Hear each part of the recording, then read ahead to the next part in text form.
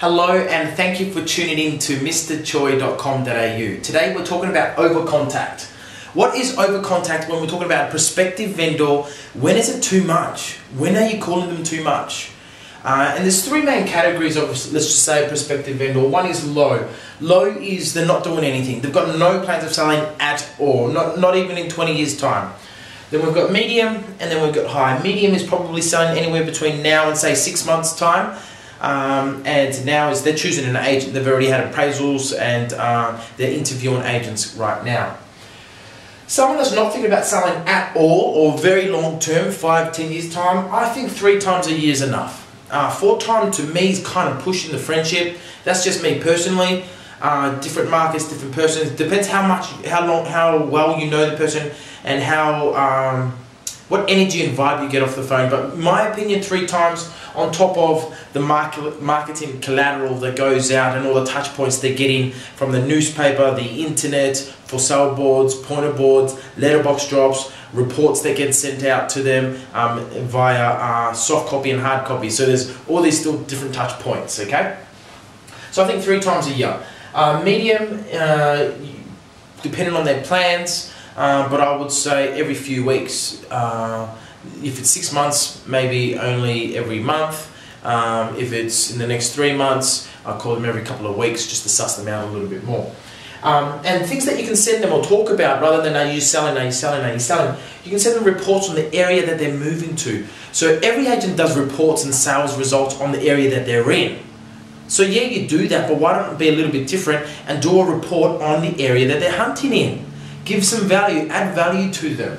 Another one is new listings, other agents' listings. Don't think, oh, I'm scared to give them other agents' listings because then they're going to find another agent, talk to the other agent's going to get in and get an appraisal. Guys, it's going to happen anyway. Whether you give them new listings or not, they're going to go on an internet portal, call up an agent, the agent's going to flip them around and do the reversal and say, hey, do you need an appraisal? So you might as well just be the connector point and be the person that adds value to them and does the hunting for them. And be the agent that calls them about the listing before the actual agent that has the listing calls them about it, and that's adding value, that's service, alright? So that's medium. High, someone that's selling right now, you've got to call them based on your conversations with them, so you've got to use your discretion. But that's in terms of where I think the amount of time that you should call people. When is over contact for these people though? These people really here, okay?